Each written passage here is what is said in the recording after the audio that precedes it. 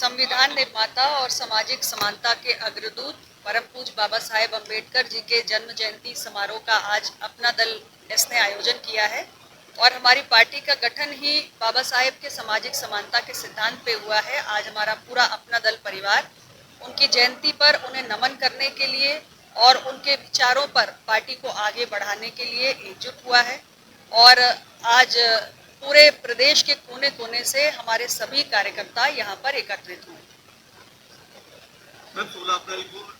सदन में महिला आरक्षण पर चर्चा हुई है। प्रधानमंत्री नरेंद्र मोदी ने सभी नेताओं को बातचीत कर सहमति भी मांगी। मैम कैसे देखती हैं?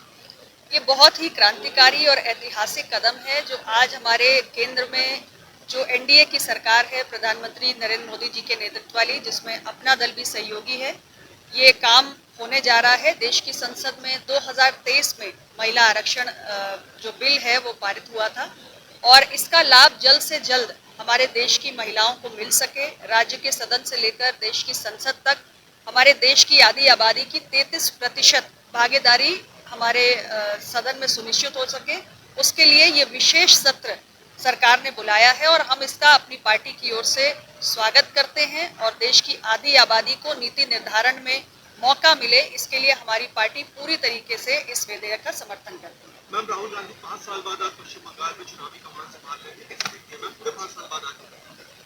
देखिए, राहुल जी एक पॉलिटिकल टूरिस्ट हैं, ये बात हम सभी लोग जानते हैं और जहाँ तक पश्चिम बंगाल का चुनाव है, मैं इतना ही कहना चाहती हूँ कि हमारे जो सहयोगी दल है भारतीय जनता पार्टी पूरी मजबूती से वहाँ पर चुनाव लड़ रही है। वहाँ के लॉ एंड ऑर्डर की जो स्थिति है, महिलाओं की जो स्थिति है, घुसपैठ के जो हालात हैं और जिस तरीके से सरकारी कर्मचारियों के साथ अन्याय हो रहा है, इन तमाम मसलों को लेकर एक नया पश्चिम बंगाल बनाने के लिए हमारी सहयोगी पार्टी के जितने भी प्रत्याशी वहाँ पर चुनाव मैदान में हैं, हम उन सभी को अपना दल की ओर से शुभकामनाएं देते हैं और हमें पूरा भरोसा है कि इस बार पश्चिम बंगाल में परिवर्तन होगा और माननीय प्रधानमंत्री जी के मार्गदर्शन में एक जो प्रो डेवलपमेंट की एक सरकार है, प्रोग्रेसिव सरकार है, वो पश्चिम बंगाल का नेतृत्व करेगी।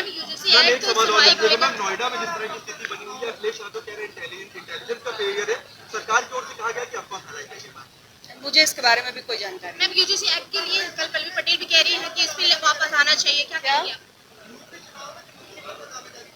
नहीं, देखिए, हम लंबे समय से एनडीए परिवार का अंग है और निश्चित रूप से 2027 में विधानसभा का चुनाव हमारी पार्टी के लिए भी अहम है।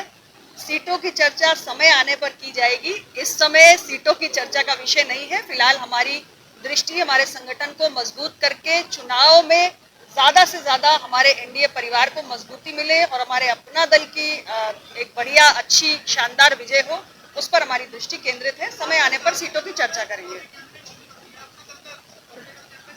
अपना दल निरंतर अपने संगठन पे काम कर रहा है और हमारे चुनावी परिणाम इस बात को साबित कर चुके हैं। एक बार नहीं, एक के बाद एक कई लगातार चुनाव जो हमने लड़े हैं उसमें हमारी पार्टी के चुने हुए प्रतिनिधियों की संख्या बढ़ी है और आने वाले 2027 में भी अपना दल का चुनावी प्रदर्शन पहले से भी और जबरदस्त अच्छा होगा और हमारा एनडीए की तीसरी बार यहाँ पे जोरदार तरीके से सरकार बनेगी, इतना मैं आपको विश्वास दिलाती हूँ।